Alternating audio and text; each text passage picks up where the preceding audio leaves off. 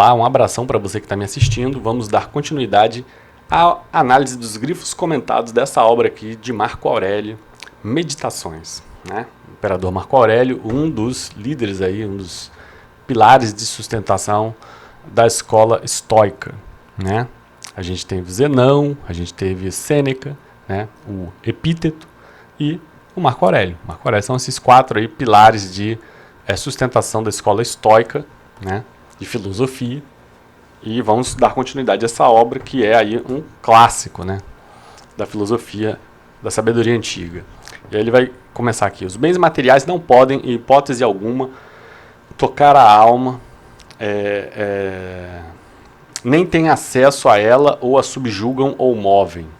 A alma é subjugada ou movida por si própria e remodela todas as coisas que se apresentam de fora, seguindo qualquer julgamento que adota em seu interior. Veja,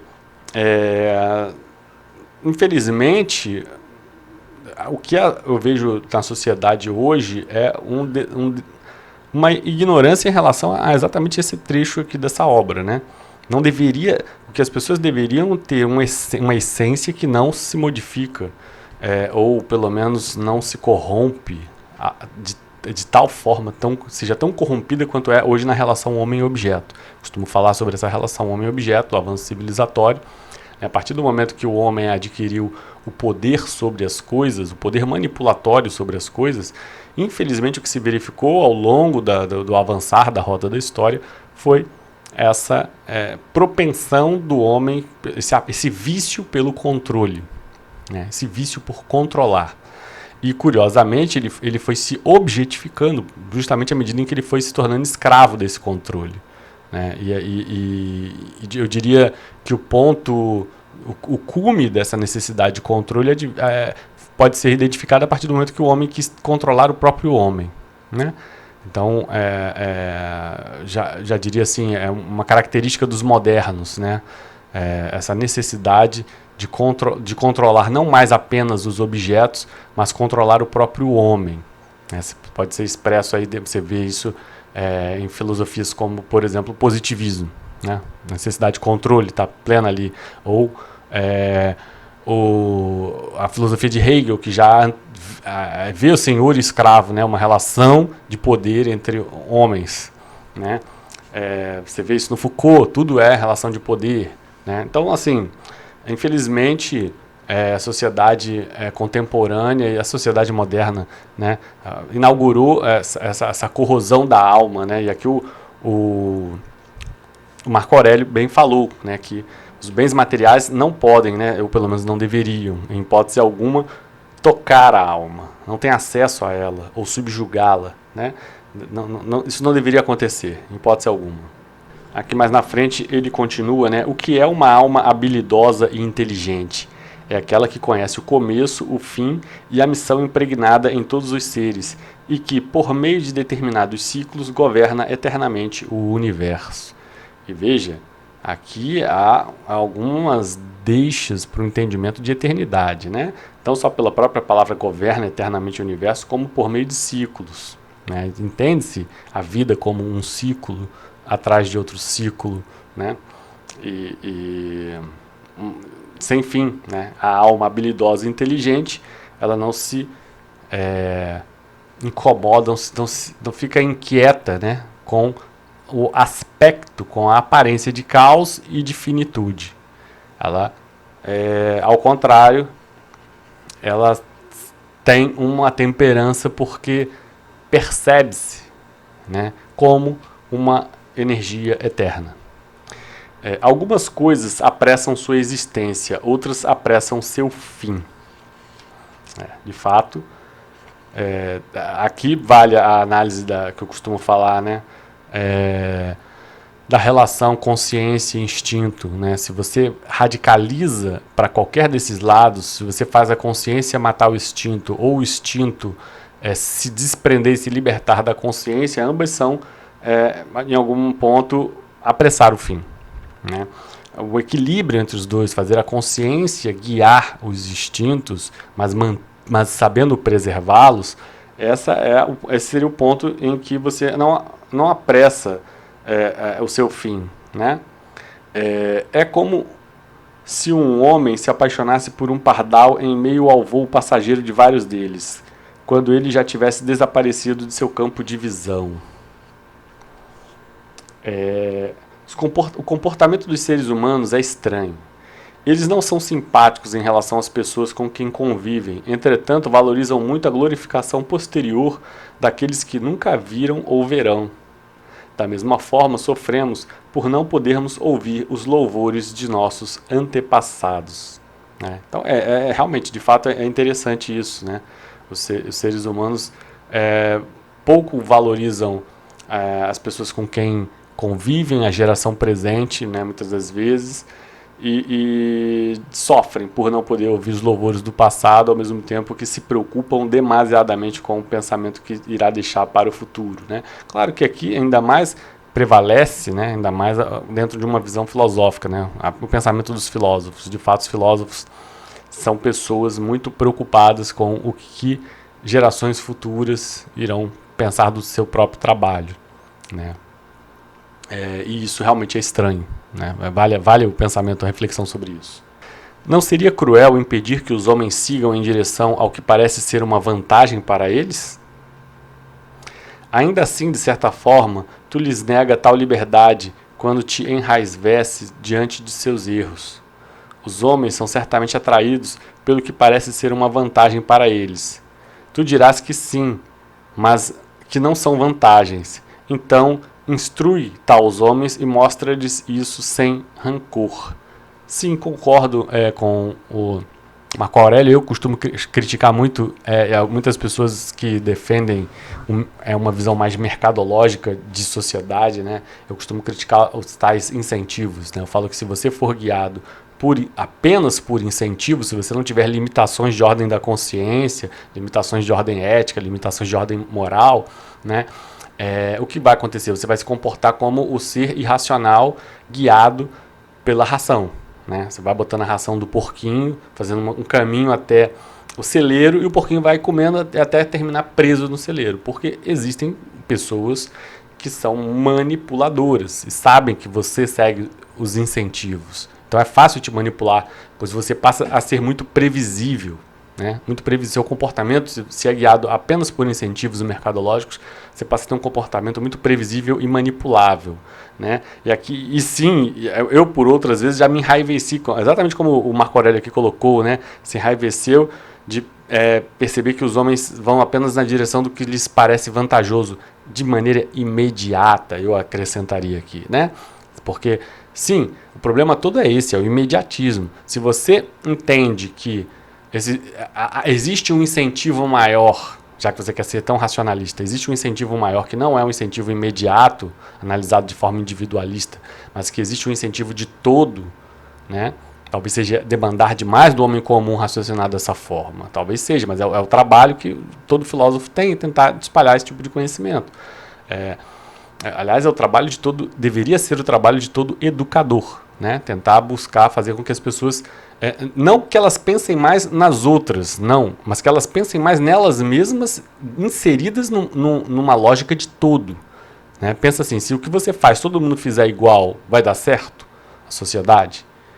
Vai dar certo para você, não é para a sociedade, não é para você fazer sacrifício pela sociedade, é por você mesmo. Você mesmo considera que o que você faz, se todo mundo fizesse, daria certo à sociedade? Né? E veja, se a sociedade não der certo, vai ser muito ruim para você. Então não estou pedindo para você ser altruísta. Estou pedindo para você ser egoísta de uma maneira inteligente. Né? Porque o egoísta burro só se apega ao imediatismo e ao que lhe parece vantajoso de forma imediata, sem pensar de uma forma sistêmica, né? Sem pensar no todo, na ação de todo. Então é essa a crítica, é essa a questão. O que é exterior à minha mente não gera consequências para ela. Aprende isso e estarás com a razão. Sempre poderás renovar tua vida. Veja, isso aqui é muito interessante, né? E eu acho que é uma essência do pensamento estoico. Né? Aquele pensamento que diz para você não se importar tanto com o que passa fora de você, com o que se passa fora de você. Se preocupar mais com o que se passa dentro de você. Tentar exercitar o autocontrole. Porque o que se passa fora de você e você não tem controle sobre isso, isso tende a te gerar angústia. Né? E aí vai também, não só na mesma linha do budismo, né? Que os desejos é que causam um mal e nos afastam do que seria o caminho em direção ao nirvana, né? Como também poderia dizer aqui, né, a questão da indiferença para com o que acontece com o outro, no sentido de não se deixar acomodar pela realidade exterior, né? Vai muito também na minha filosofia, eu penso muito dessa forma, né? Mas me fugiu aqui o pensamento que eu ia falar sobre isso, né? Veja, o que é exterior à minha mente não gera consequências para ela, né? De fato, não me recordo aqui exatamente qual foi o pensamento que eu ia falar, mas é certo que esse é um cerne, um núcleo do pensamento estoico, né? Você estar desapegado das malevolências da realidade exterior, de forma a se manter aí temperante e em alguma medida indiferente a esses estímulos, né? Sejam estímulos positivos ou estímulos negativos. O resultado disso na vida prática é obviamente uma calma, uma temperança, né? Como eu falei, você não se deixar afetar. Né? Tudo o que é material logo é engolido pela matéria do todo, e cada causa ativa é direcionada para a razão universal. Mais uma vez a visão de você participar do todo, querendo ou não, no pós-mortem você se dissolve nele, você é devolvido e direcionado para essa razão única, você é engolido, você no sentido material, pois o seu sentido de todo, né, você como todo se preserva, porém se misturando, né, ao todo cósmico, né, do seu ser. Numa unidade orgânica, os membros do corpo atuam da mesma maneira como seres racionais, atravessando existências independentes, já que são moldados para executarem uma operação única. Tal pensamento te alcançará se disseres com intensidade a ti mesmo: sou integrante do poderoso organismo criado para os seres racionais. Se no lugar de um membro disseres que és apenas uma parte, não terás alcançado o verdadeiro amor pela humanidade. Se buscas o benefício apenas como um dever, não praticas o bem como a ti mesmo. Então, sim, veja, o que demanda, o nível de maturidade que demanda a filosofia, toda a sabedoria antiga, não só Marco Aurélio, né? Mas é uma filosofia acima de vida e morte. Por isso ela se distancia um pouco da filosofia conservadora, porque a filosofia conservadora ela põe limitações de ordem a esse ideário ascético, o ideário de pulverização do ser no todo, né? A filosofia conservadora ela é mais pé no chão nesse sentido, ela vai digamos, voar menos alto, né? Mas a filosofia de Marco Aurélio, assim como o taoísmo, por exemplo, o hinduísmo, são filosofias que vão bem alto, né, na transcendência, então eles vão imaginar aí uma existência, né, que para ser exercida com plenitude é preciso que você pense e adquira um amor pela humanidade e de tal forma a não se imaginar como parte segregada, né? Mas como uma forma integrante do todo, do organismo todo, uno, né? Então, sim, lógico, a filosofia conservadora vai olhar isso e vai dizer, talvez você esteja demandando demais do ser humano comum, do homem comum, né? Essa seria a filosofia conservadora olhando para esse ideário da sabedoria antiga. Porém, se você, ao contrário, é filósofo, você tem que entender que houve uma época em que isso era o pensamento, o pensamento, diria, padrão hegemônico da filosofia antiga, da sabedoria antiga, e que deveria prevalecer até hoje, sim, um ponto para quem busca a verdade pura, né? Não que você vai conseguir efetivamente praticar isso na sua vida, né?